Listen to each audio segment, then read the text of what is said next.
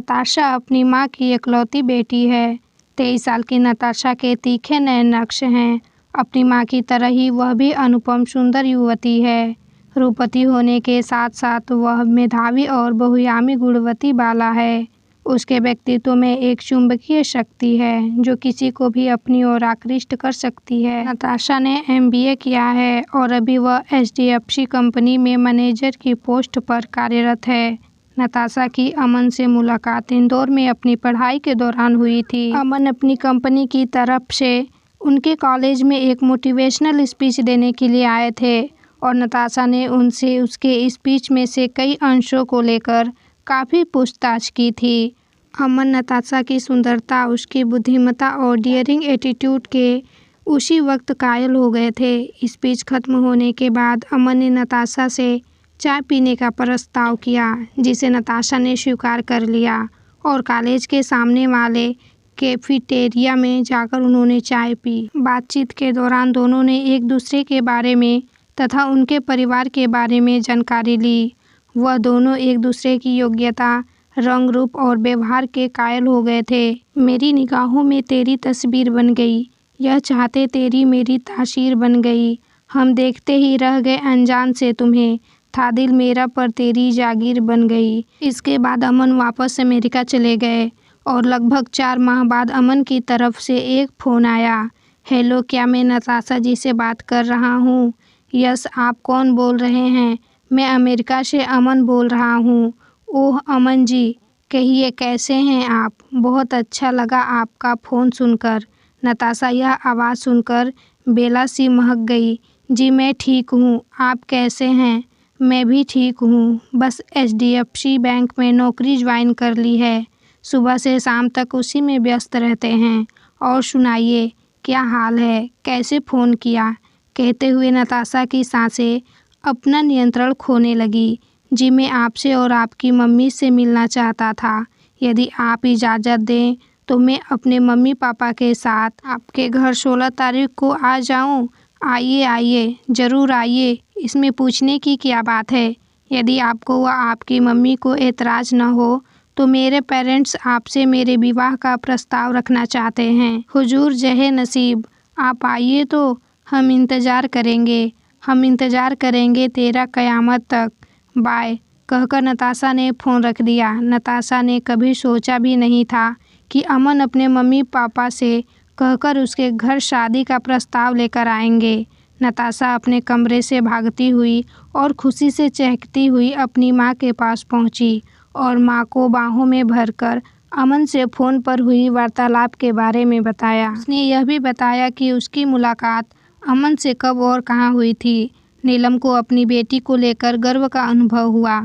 उन्होंने कसकर अपनी बेटी को सीने से लगा लिया। नीलम अपनी बेटी के रिश्ते के लिए बेताबी से उस दिन का इंतज़ार करने लगी जब उसकी बेटी को देखने अमन अपने मम्मी पापा के साथ आने वाले हैं। रामू काका, कहाँ हो आप? मिठाई का थाल उठाकर उधर रख दो और हाँ, कोल्ड ड्रिंक्स, लस्सी वगैरह की पूरी व्यवस्था करके रखना। वह लोग बस अब आने ही वाले हैं। कहते हुए नीलम अनावश्यक तौर पर तेज कदमों से किचन की तरफ बढ़ गई। उनके चेहरे की हड़बड़ाहट तब और गहरा गई जब डोरबेल बजी। उन्होंने दरवाज़ा खोला। दरवाजे पर अमेज़न का डिलीवरी बॉय कुछ आवश्यक सामान लेकर आया था। राहत की सांस लेते हुए नीलम ने वह सामान लेकर स्टोर रूम में रख दिया। वह फिर किचन की तरफ गई। उन्होंने ट्रे को फिर से एक बार टिश्यू पेपर से साफ करते हुए कप, प्लेट, मिठाई, नमकीन, कोल्ड ड्रिंक आदि का मुआयना किया और ड्रेसिंग टेबल के सामने आकर अपना मेकअप फिर से सही किया। दर्पण में अपनी सूनी मांग देखकर नीलम का हाथ अनायास ही अपनी मांग पर चला गया और उसके मुंह से एक ठंडी सांस आह बनकर निकल गई। नीलम को वह दिन याद आ गया जब नीलम और 2 साल की नताशा को घर छोड़कर उसके पति कार से ऑफिस जा रहे थे कि सामने से आ रहे ट्रक ने टक्कर मारकर नताशा को हमेशा के लिए पितृविहीन कर दिया था। गहरी सांस लेकर नीलम फिर काम में लग गई। नीलम एक प्रसिद्ध अखबार में एडमिनिस्ट्रेट है और आज तक उन्हें कभी किसी ने हड़बड़ाहट में नहीं देखा है। यह पहली बार है जब मैं इतनी उतावली दिख रही हूँ। उतावली हो भी क्यों ना, आखिर आज उनकी इकलौती बेटी नताशा को देखने के लिए अमन एवं उसके मम्मी पापा आने वाले हैं। अमन अमेरिका में एक प्रतिष्ठित कंपनी में उच्च पद कार्यरत है। वह अपने माँ बाप का इकलौता लड़का है। उसके पिता इंदौर में एक कपड़ा मिल में क्वालिटी कंट्रोल मैनेजर हैं। दरवाजे की घंटी बजी। रामू काका ने दरवाज़ा खोला। सामने दरवाजे पर अमन और उनके मम्मी पापा हाथ में एक गुलदस्ता और मिठाई के डिब्बा लेकर खड़े थे। नीलम जी ने हाथ जोड़कर और मुस्कुराकर उनका स्वागत किया और सबको ड्राइंग रूम में बैठाया। कुछ देर की वार्तालाप के पश्चात नीलम जी ने नताशा को बुलाया। नताशा चाय लेकर आई और सबको नमस्कार करके चाय सर्व की। अमन के माता पिता को नताशा बहुत सुंदर लगी। योग्यता के बारे में तो अमन ने पहले ही बता रखा था। अमन के माता पिता ने विवाह का औपचारिक प्रस्ताव रखा। इस प्रस्ताव को नीलम जी ने सहर्ष तुरंत स्वीकार कर लिया। उसी समय नीलम जी ने फ़ोन करके पंडित जी को बुला लिया। पंडित जी के दिव्य मुहूर्तों में से नीलम जी ने और अमन के माता पिता ने विवाह की तिथि निश्चित कर ली। विवाह के लगभग 1 माह पहले अमन जब अमेरिका से वापस आए तो नीलम जी से मुलाकात में सब कुछ उदास से नज़र आ रहे थे।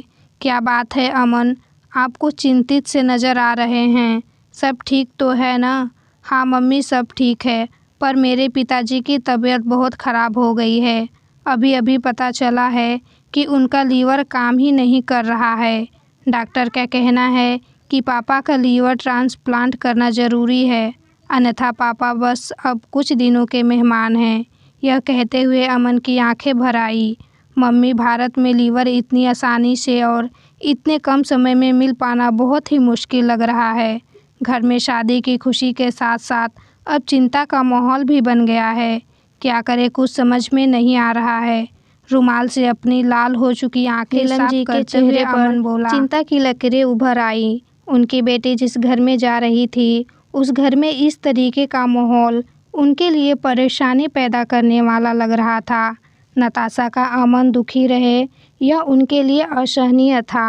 नीलम जी ने कुछ पल सोचा और बोली, अमन, मैं मेरा लीवर का एक टुकड़ा तुम्हारे पापा के लिए ट्रांसप्लांट करने के लिए डोनेट कर सकती हूँ।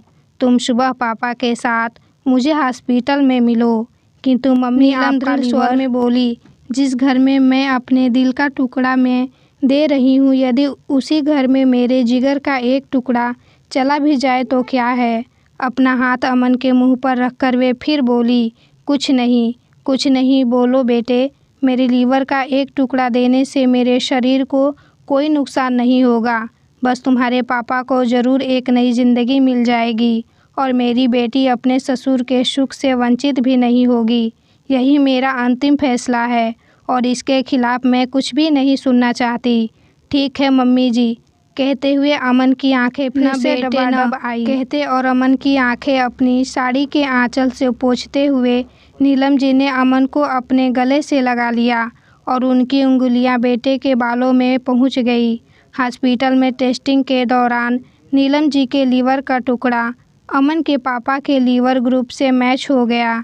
इसका अर्थ था कि अमन के पापा के लीवर में नीलम जी का लीवर ट्रांसप्लांट करने में कोई दिक्कत नहीं होगी।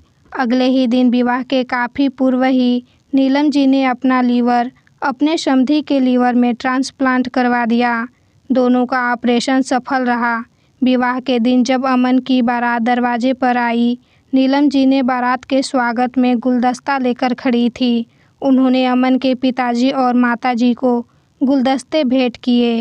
गुलदस्ता हाथों में लेकर अमन के पिता रो पड़े और हाथ जोड़कर समधिन से बोले, लोग तो विवाह में कन्यादान करते हैं, पर आपने तो कन्यादान के साथ लीवर दान करके हमें एक नई जिंदगी दी है। हमें बेमोल खरीद लिया। सभी की आंखों में खुशी के आंसू थे। कहानी कैसी लगी कमेंट कर ज़रूर बताएं। यदि चैनल पर नए हैं तो चैनल को सब्सक्राइब करें।